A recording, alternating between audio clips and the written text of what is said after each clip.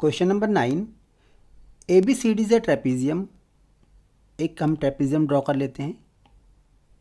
It is A B C D, A B C and D, which is A B is parallel to D C, means A B is parallel to D C हमें given है।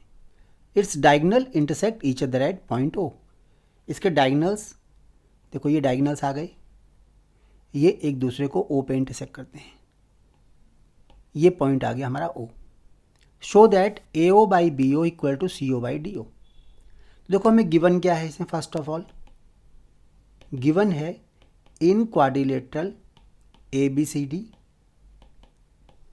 ए B is parallel to D C, is parallel to D C, D C या C D बात एक ही है।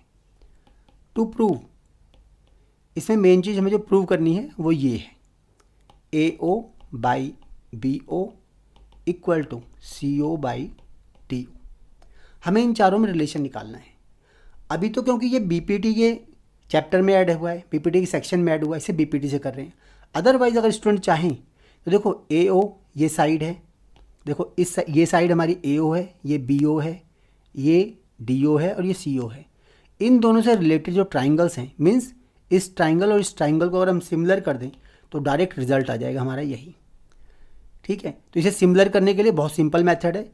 ये angle इसके equal आएगा ऑल्टरनेट, ये एंगल इसके इक्वल आएगा ऑल्टरनेट, ये दोनों एंगल इक्वल हो जाएंगे, ये दोनों एंगल इक्वल हो जाएंगे।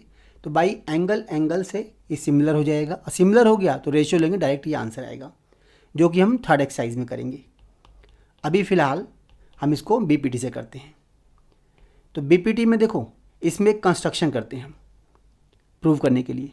हमने ए बी, देखो ए बी और सी डी पैरेलल हैं, तो किसी एक के पैरेलल, मान लो डी सी के पैरेलल हमने एक लाइन ड्रॉ कर दी यहाँ से ओ से होती हुई, जो इसको ई पे कट करती है।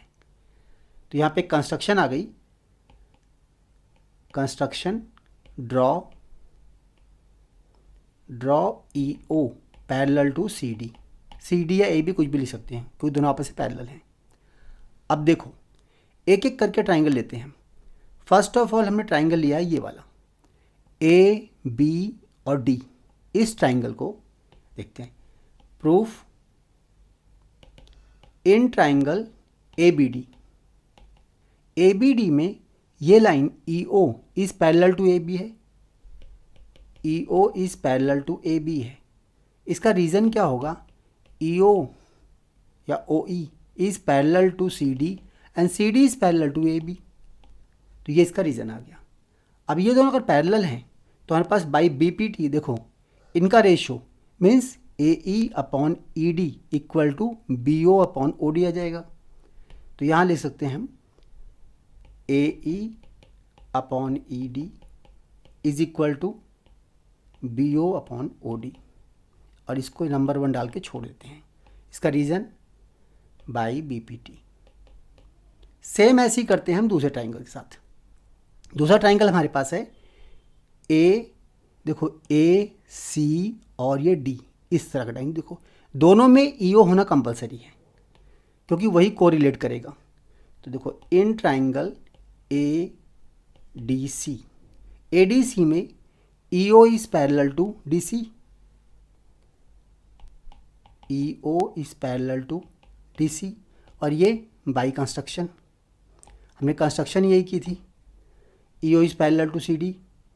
अब ये पैरेलल देखो E O is parallel to D C है, तो देखो ये this A E upon E D equal to A O upon O C आ जाएगा। तो यहाँ आ जाएगा A E upon E D equal to A O upon O C. देखो this A O upon O सी, ये नंबर 2 आ गया।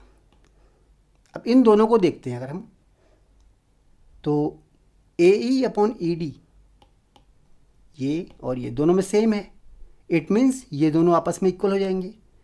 तो फ्रॉम 1 एंड